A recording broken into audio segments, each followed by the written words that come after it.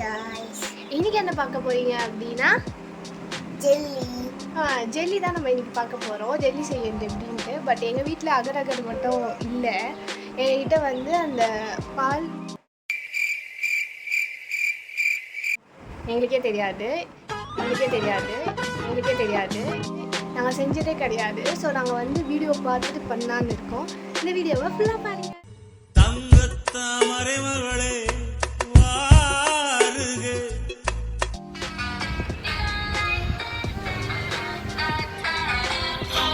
கடல் பாசி எடுத்தாச்சு. இப்போ இதை என்ன பண்ணணும்? தண்ணியில் வச்சு ஊற வைக்க போகிறோம். இப்போ இதை என்ன பண்ணணும்? தண்ணியில் வச்சு ஊற வைக்கணும். நீங்களா யாருடா? இதை என்ன பண்ணணும்? தண்ணியில் வச்சு ஊற வைக்கணும். போட்டாச்சு.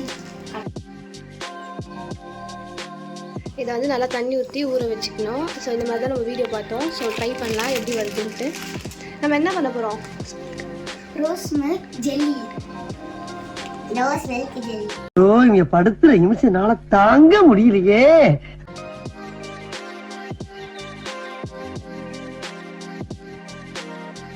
ஸ்டவ்வில் வச்சு பாலை காய்ச்சிக்கலாம்.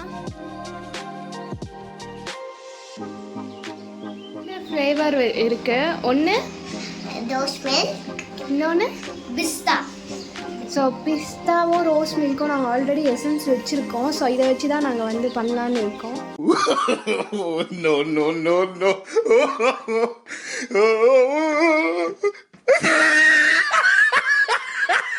இதில் பாதி கலந்து வச்சுருக்கோம் பால். ஸோ சுகர் போட்டு லைட்டாக கலந்து வச்சுருக்கோம். இதுலேயும் கலந்து வச்சுருக்கோம்.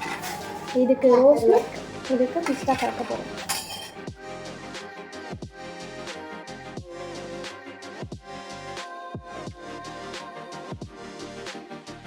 நெக்ஸ்ட் பால் கொஞ்சம் எடுத்துருக்கோம். அதுக்கப்புறம் வாயில் என்ன பாதாம். அப்போ பாத்ரூம்ல தான்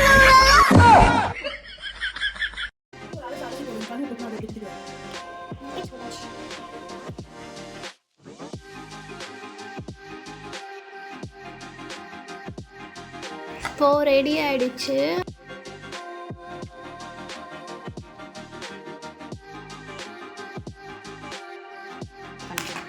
பீசரில் வச்சதுனால இந்த மாதிரி இருக்கு.